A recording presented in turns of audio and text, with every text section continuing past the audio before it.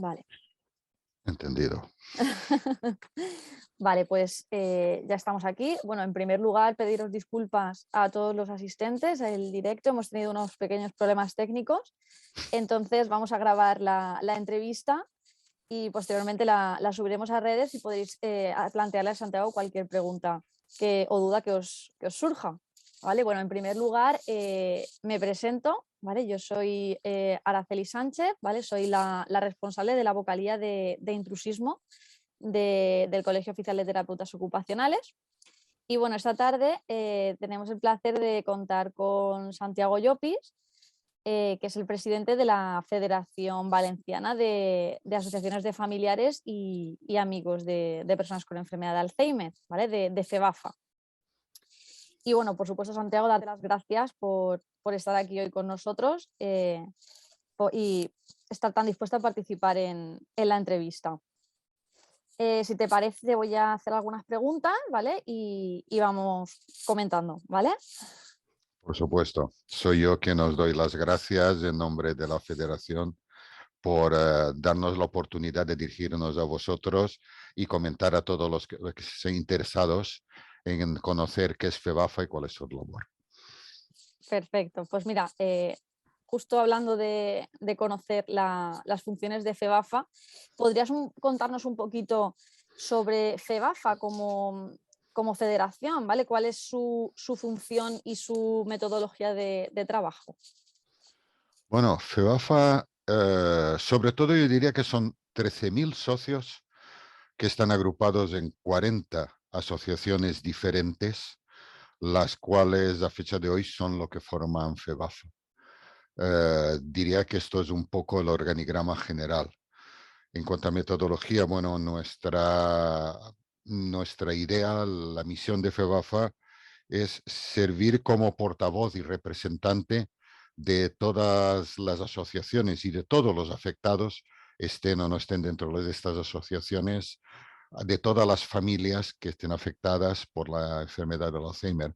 Como bien sabéis, esta lamentablemente es una enfermedad en la que se suele decir que la padece los familiares, aunque el enfermo sea otro. Claro. Entendemos que, bueno, además de la propia persona usuaria, claro, la familia que está detrás también es un pilar importante para intervenir con ellos y darles ese apoyo que requieren Sí, y esa asistencia. sí, nosotros nacemos como asociación de familiares, precisamente, digamos que por eso, porque le prestamos el apoyo a los familiares directamente o indirectamente, porque, claro, cuidando a los enfermos es como de la forma en la que podemos ayudar a los familiares. Claro. Y aproximadamente, Santiago, ¿nos podrías decir cuántas asociaciones integran actualmente FEBAFA? Y aproximadamente también a cuántas personas usuarias estáis llegando Bueno, actualmente. actualmente somos 40 asociaciones Ujú, inscritas. Hay alguna continuamente, todos los años hay, por suerte, algunas asociaciones que van pidiendo entrar y si cumplen los requisitos, normalmente van entrando todas. Actualmente prestamos servicios a unos 5.000 enfermos directamente que se atienden y a 3.000 enfermos y unas 5.000 familias a las que se les da asesoramiento. ujú, Asesoramiento del tipo psicológico, del tipo asistencial, del tipo también simplemente tengo un familiar enfermo con Alzheimer, ¿qué debo de hacer? ¿Qué derechos tengo? ¿A dónde me puedo dirigir? ¿Qué puedo solicitar? Todo este tipo de asesoramiento lo damos. ¿Y cómo ujú, lo damos? Pues a través de 39 unidades de respiro, unidades terapéuticas, ujú. a través de 16 centros de día, que en breve serán 19, porque hay 3 asociaciones que están en proceso de convertir sus unidades terapéuticas en centros de respiro y 2 residencias especializadas. Ajá. Y bueno, la compañera está preguntando cuáles son los requisitos que debe cumplir una asociación para estar federada dentro de FEBAFA. Así a grosso modo, para haceros una idea. A grosso modo, pues bueno, su misión como objetivo fundamental debe de Ujú, ser la atención a los enfermos de Alzheimer y otras demencias. No olvidemos que el Alzheimer es el 70% de las demencias. Por eso detrás, digamos que del paraguas del Alzheimer, que es el grande, también las otras demencias eh, tienen su inclusión y tienen su lugar. Esto es lo primero. Lo segundo, que se adapten al reglamento de la federación propio. O sea, nosotros tenemos una distinción bastante clara entre órgano de gobierno y el personal de las, digamos que personal directivo de las asociaciones. No deben de ser familiares, no deben de compartir cargos. Las juntas somos personal voluntario que no cobramos nada y que estamos francamente por amor al arte. No queremos mezclar este tema porque somos una ONG. Se les pide luego que en caso de liquidación, si hubiera lugar, si hay algún remanente, que quede a favor de la propia federación. Que, Claro, por supuesto, que cumplan con toda la legalidad vigente, importante, escrupulosamente, y que sean un ejemplo de transparencia. claro. Entiendo que, bueno, que luego cada asociación, pues bueno, estudiaréis un poquito lo que comentas, un poco la misión, qué tipo de recurso va a ser esa asociación, si va a ser una residencia, un centro de día, ¿no? Entiendo que estudiaréis un poco en base Sí. a qué tipo de recurso va a ser, ¿no? Bueno, todas empezamos pues en una planta baja o en un piso que nos dejaron o en el rincón de un local, sea del ayuntamiento, de la parroquia o de donde sea que nos dejaron. Y poco a poco se ha ido creciendo. Después de ese local, pues se ha conseguido asistencia de personal, primero voluntarios. Cuando se ha tenido más volumen, ya se han contratado a profesionales que los conoces tú bien, precisamente de todos los tipos. Se han crecido, se han convertido en unidades terapéuticas, si el volumen ha sido suficiente en centros de día, alguna, alguna por suerte ha podido crear una residencia, pero yo diría que el eje fundamental de nuestro trabajo son lo que llamamos nosotros los centros de día, que son centros en los que podemos aplicar unas terapias no farmacológicas que son las que permiten, digamos que, aminorar el deterioro cognitivo, alargar la incidencia de esta enfermedad en la persona y permitirle una vida más digna y durante más tiempo a él y a la familia. Claro, entiendo que es un poquito trabajar a nivel holístico a todos los componentes de la propia persona, ¿no? Sí. Entiendo que iría por ese sentido. Y en base a lo que comentabas, hay los diferentes tipos de recursos, estaría la residencia, centro de día y, Unidades terapéuticas. Bueno, ujú, si quieres hablarnos un y, poquito de los y tipos de por recursos. último, y por último también el servicio de asistencia a domicilio. Ujú, Hay personas en determinadas fases o por determinadas circunstancias que no quieren o no pueden o no tienen capacidad los centros para llevarlos a un centro de día porque tienen unas plazas limitadas por su volumen, pero básicamente muchas de las asociaciones tienen un servicio de asistencia a domicilio en el que van, ayudan pues a los enfermos un determinado horario, a las familias, se les presta asesoramiento a las familias del tipo, bueno, yo diría que como el vuestro, ocupacional. Mira, al enfermo hay que tratarlo así, hay que moverlo de esta forma, hay que ayudarle a caminar, hay que ayudarle a sentarse y todo esto se le va explicando a las familias.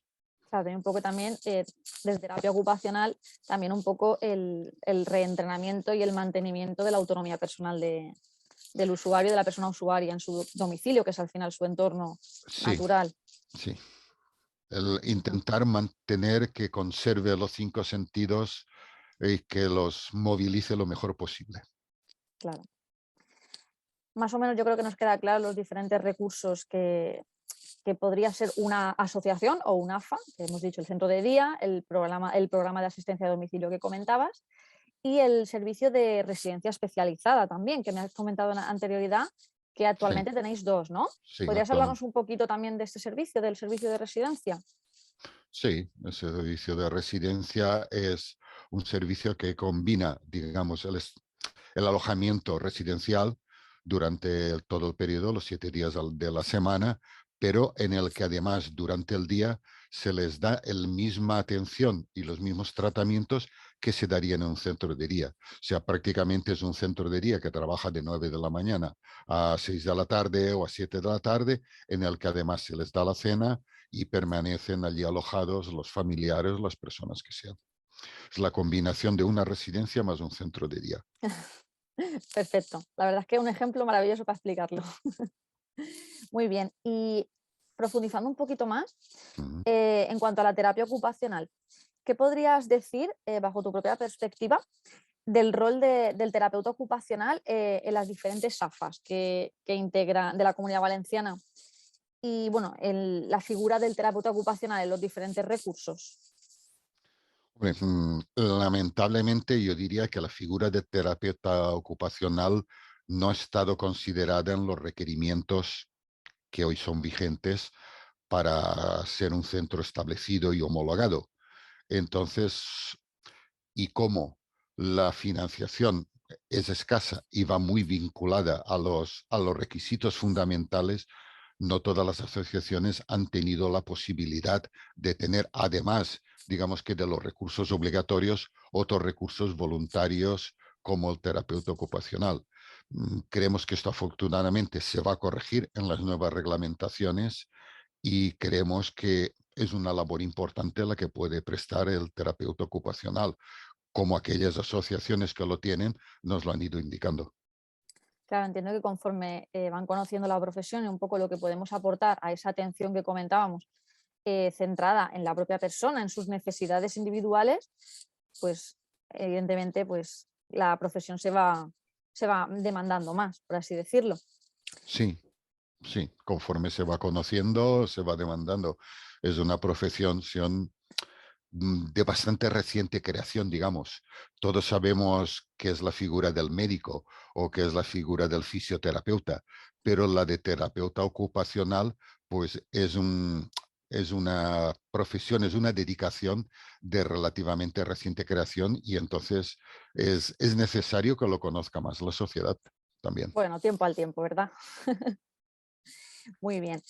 Y bueno, ahora hablando también un poquito de las personas cuidadoras o de los familiares de esas personas con enfermedad de Alzheimer, conforme la propia enfermedad avanza, bueno, el deterioro no solo cognitivo, sino también funcional se va agravando y entonces aparece lo que denominamos la figura del cuidador quemado.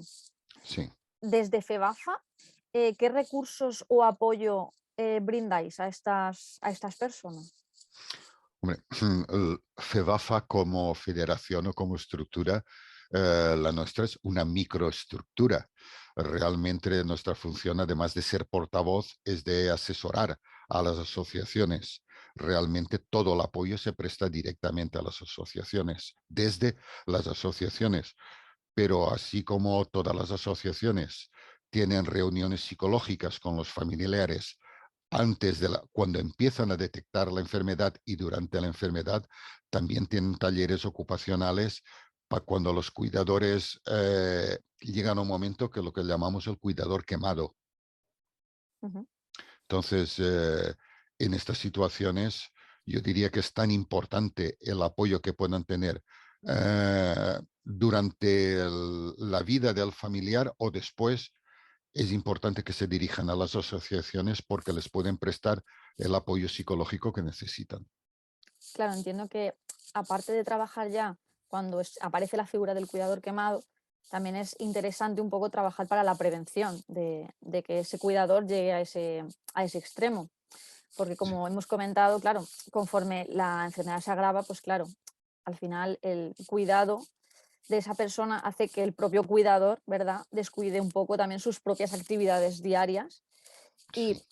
su equilibrio ocupacional no sea No, el no sea adecuado, el más adecuado, el más adecuado. el más adecuado. Realmente somos, a pesar de que 40 asociaciones puede parecer un número relativamente importante, y como te he dicho, atendemos a 3.000 enfermos. Hay que pensar que en España hay 1.200.000 casos de Alzheimer. Por proporción a la Comunidad Valenciana le tocan por lo menos 100.000 casos. O sea, nuestra asistencia es muy escasa Claro. todavía. Y siendo esto una dependencia que todavía no está reconocida a nivel de nuestra comunidad. Hay muchísima gente que lamentablemente se queda fuera de la asistencia. Muchísima. Todavía queda mucho trabajo por hacer, tanto en las instituciones como a nivel de la propia sociedad, ¿verdad? Un poco la concienciación sobre la propia enfermedad. Sí. Yo diría que a nivel institucional queda un largo camino hasta que podamos homologarnos a nivel, digamos que europeo, por lo menos, y a nivel de las asociaciones nos queda también un largo camino a nivel de darnos a conocer a la sociedad, saber cuáles son nuestros recursos y saber que cuanta más gente y cuantas más asociaciones podamos ser, pues más fuerza podremos tener y podremos dar un mejor servicio. Efectivamente. Y bueno, hablando un poquito ahora enlazando el tema de lo que comentábamos de las instituciones, te quería comentar sobre los nuevos decretos de tipologías y ratios que van a establecer un poco el funcionamiento de los diferentes recursos sociales y también, bueno, las asociaciones de Alzheimer también. Sí. ¿Cuál es tu opinión sobre estos nuevos decretos y qué añadirías o modificarías así a nivel general? Bueno, yo diría que estos decretos nacen con una gran buena intención, que era la de homologar todos los sistemas. No hablamos ya solo de Alzheimer, demencias o mayores, sino de intentar homologar o homogeneizar todos los sistemas que estaban dispersos a través de diferentes legislaturas, con lo cual la intención me parece que era la correcta y muy bien. Lo que nos parece es que se han quedado muchas cosas en el tintero por diversos motivos. Creo que falta un reconocimiento explícito, por ejemplo, de la enfermedad del Alzheimer y de las demencias. Nosotros lo echamos de menos. Echamos de menos también el reconocimiento que al haber distintas fases de la enfermedad, no siempre es necesario acudir a un centro de día, mañana y tarde.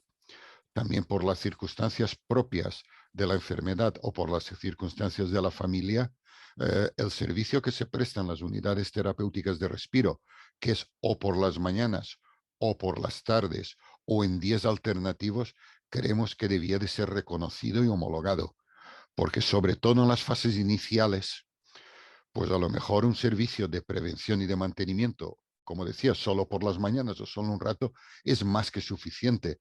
Sin embargo, en otras fases es más necesario dedicarle mañana y tarde. Entonces, yo creo que en función de lo que comentamos, que es la atención centrada en las personas, que siempre ha sido una de las líneas directrices de, yo creo, de todas las asociaciones y de FEBAFA, creo que hay que conseguir una mayor flexibilidad del sistema para adaptarse a las necesidades reales de cada persona.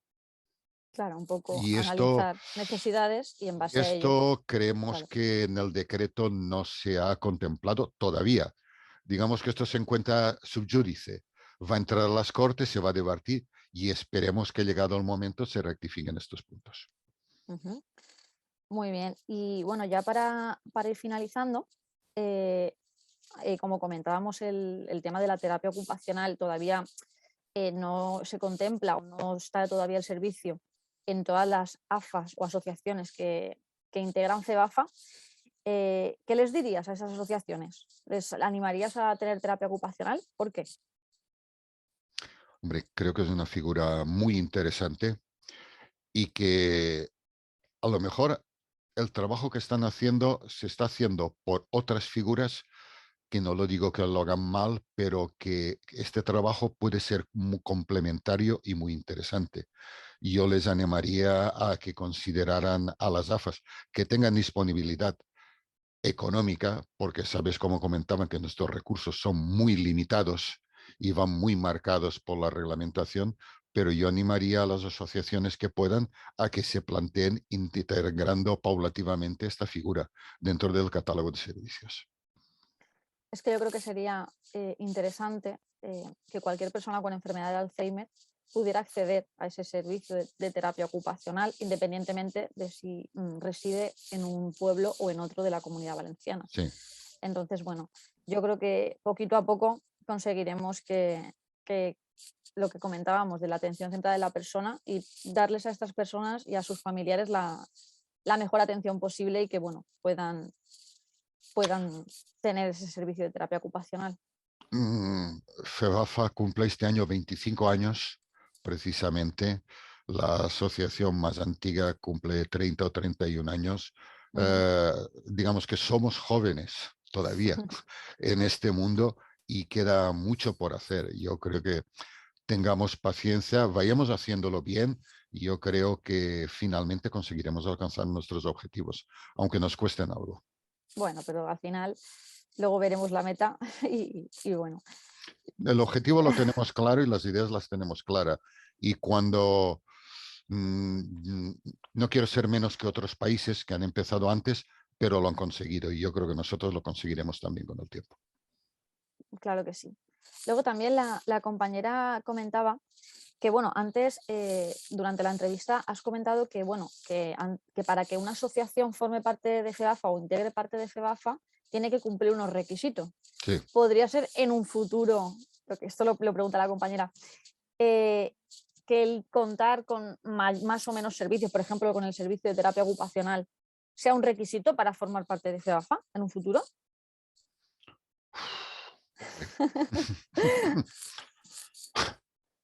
Y a lo mejor no solamente terapia ocupacional, sino que a lo mejor una asociación tenga X recursos o X servicios que oferta a esas personas. Por ejemplo, si no tiene servicios mínimos de terapia ocupacional, fisioterapia, neuropsicología, etcétera, pues a lo mejor no.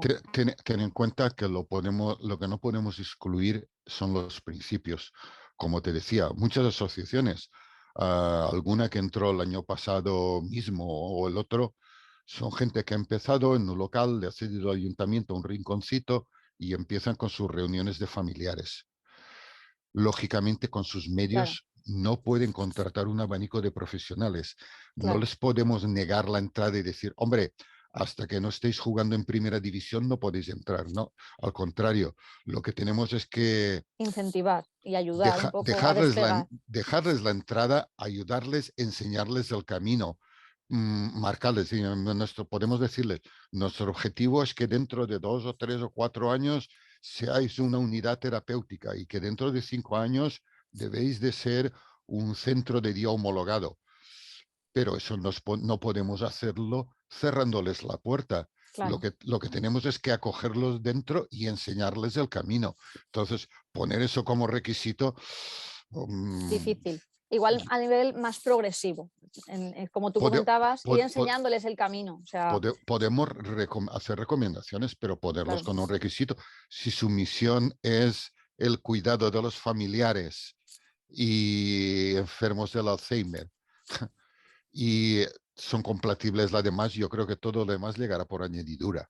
claro, No, pero eso sería muy, muy extremo. claro. No Tendría que podemos, ser más progresivo y un poco no, darles esas alas para poder. ahí no podemos llegar. Hay que Claro, enseñarles, darles ala y todo llegará. claro que sí. Muy bien, Santiago, pues muchísimas gracias A por, vosotros. por esta entrevista. Creo que has contado muy bien vuestra misión, vuestra metodología de trabajo y bueno, la gran labor que hacéis. Y bueno, si te parece, colgaremos como te he comentado, esta entrevista en redes sociales y les animaremos a nuestros seguidores a que te hagan preguntas y bueno, pues ya las vas contestando tú para que la gente no se quede con ganas de preguntarte. Se le responderá conforme vayan llegando. Ya estaremos en contacto. Mm. Y ya digo, somos nosotros los que os agradecemos la posibilidad de servir de altavoz de todas las asociaciones, intentar transmitir a las redes y a la sociedad qué somos y dónde queremos ir. Muchísimas gracias, Santiago. Un saludo. Hasta la próxima. Hasta la próxima.